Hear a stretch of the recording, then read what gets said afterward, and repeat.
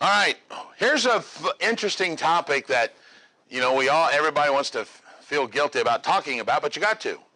We now have, for those of you at home using finger quotes, emerging markets that you have to deal with. The Hispanic market, the Burmese market, that's all your whole company is based on that. I don't have any American customers. Not one. Any Anglo customers, they're all American. South American, Central American. I don't have any white folks. Every single customer I have is, I ain't sold a house to a cracker yet. Yeah. Hey, by the way, we are now recording, so just. It makes it very challenging because in sales I've been really good at feeling people out, but from a standpoint of when you're doing it through a translator or through someone in a language that is not their first language, Yeah. It's really tough from a sales standpoint. There's an old joke that I heard a long time ago that I always, for some reason, pops up in the back of my head about translation. And I don't know if you heard where the guy robs the bank and the police ask the translator, where's the money? And the guy says, I hid the money. And the translator said he hid the money. And the guy says, where's it at? And the guy says, where's it at? And the Hispanic guy says, I hid it in the tree. No, the cop says, tell us where it is or I'll shoot. And the Hispanic guy tells the translator, oh, I hid it in the tree. And the translator tells the cops, he said, go ahead and shoot. He's not. All right? So I'm always worried about that when there's a translator. Is he really telling what I just said? So that's always a problem. But the problem is some nationalities have different ways to negotiate. Dave and I know a guy named George Sturgiopoulos, who you guys might know, big Greek guy. Greeks have a whole different way of negotiation. I had a client that was from Greece, first generation. He came over. At the end of the process, we agreed. We went to closing, and I think I've told you this. At the closing table, he literally smacked the table instead and said, okay, one more time. And we're like, what? He's like, okay, let's do the last round.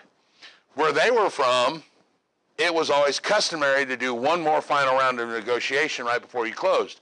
And we had to explain to him, no, here, we're done. He's like, really?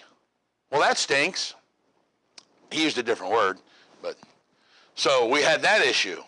Then we had another issue when Jeff Jinks was here, where a guy from Middle East had come in to hire Jeff's services because he was mad that he had bribed the owner of the gas station the most money.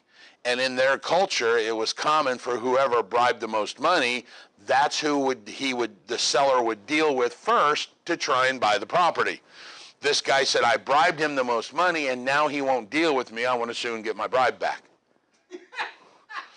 That's literally was the intent of the lawsuit, was I bribed him correctly, and now he won't deal with me. So we had to say, no, now you understand, can't do that in the U.S. These are the problems that you run into. Another common thing is the Japanese. They tend to negotiate sitting side by side. They like to sit side by side. They do not look at each other. Whereas in America, we sit across the table and stare into the other person's eyes and talk to them, and I know who I'm talking to. In Japan, it's common for the two parties to sit on the same side of the table and talk back and forth this way. Completely different method. Same thing, they are very group-oriented. You know, when you go to a business meeting with the Japanese, and in the corporate world, I had several meetings like this. You'd show up with like 2 people or 3. They'd show up with like 14 because it was very common for them to negotiate as a group because it was always the better of the whole. What's the better of the whole? You know. So you've got to be worried about that. What's another thing that the Japanese liked? They always had a hierarchy. Even though there was a group, there was one guy that you did like all the talking to. And you talked to him, you didn't talk to any of the others. The Middle East, never a woman present. You know, the Middle East culture doesn't believe in negotiating with women because they are not seen as equals to the man.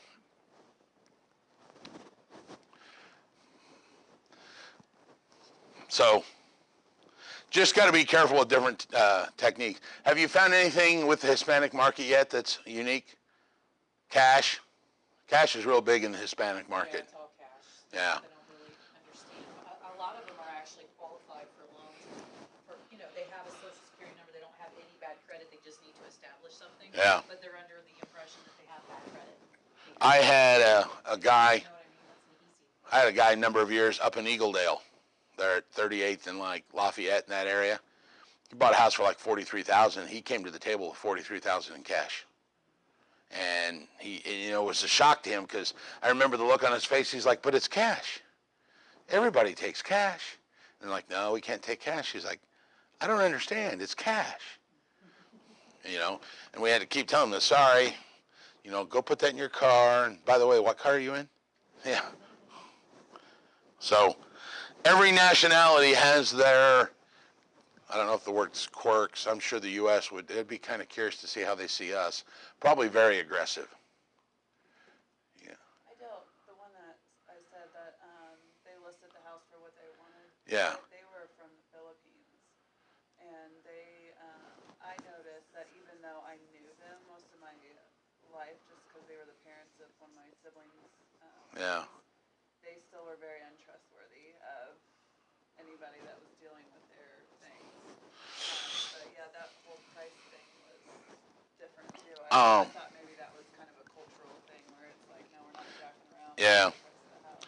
That might be. I know that they may be, but I know the Germans, when I was studying for this section and dealing with it, I've never had quote-unquote German clients. But one of the things that they made sure to mention was that the Germans did not engage in frivolity when dealing with negotiations. There is no interpersonal communication. There's no jokes. It is in the door, out the door, gone. They want to talk. They want to do business. They don't want to talk. They don't want jokes. It's not humorous. It's a business deal. They do it and gone. Whereas the South Americans, according to this report, were also very lenient on their time frame. 2 o'clock might mean 3:15. There it's just their culture. They'll get there and they'll do the deal. Whereas the U.S. is very punctual. We're very hardline negotiators. 2 o'clock, 2:30, we close, we're done. Well, I think you'll find that in the U.S., regionally, it's different. Really? Yes, it's amazing. Did you know that in the South, if you don't work before 10 a.m. in the morning, you're considered early? They just don't get there early. If you're not drinking by 4 in the afternoon, you're sick. That's just the way they do it. We need to move south. Yeah. Yeah. Would that include parts of Florida, since that's actually mainly transplant, or? Florida doesn't have that southern vibe for some Florida reason. doesn't have the southern vibe. Yeah, and that was a legitimate comment. Alabama, Georgia, Tennessee, Yeah. all that way. I had friends that worked in the media in Atlanta, and if you called them at 9 a.m. in the morning, they weren't ever in because their day didn't start till 10 o'clock. Wow. How late did they work till? At 4 o'clock, they were out on the square. I worked in construction was different. They were there at like 5 o'clock.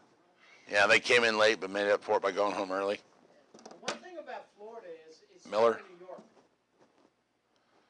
Florida is very New York. Very New York. Very East Different Coast. area. Negotiating style is East Coast, except even there's a ton of Pennsylvania, New Jersey, New York people in Florida. Really? I went to a Super Bowl party when Pittsburgh played in their last Super Bowl Yeah. in Florida. You would have thought you were in downtown Pittsburgh. Huh. I gathered that because I guess Florida, like you were saying, doesn't have a southern vibe since there is a lot of transplants. A lot of transplants. Florida is from Florida. Well, we used to joke about that in Texas. Nobody was born in Dallas. Everybody you met that lived in Dallas, nobody was born there. Born somewhere else, moved to Dallas. So, Have you ever done business on the West Coast? no, not at all. California? It's very cordial, very quiet. Laid back, kind of. It's extreme. Huh. Point like, damn, what did we just do? Yeah. So, I mean, that's going to be an issue you guys have to deal with. I had a Burmese guy in here tell me he's only getting his license because they didn't trust white guys.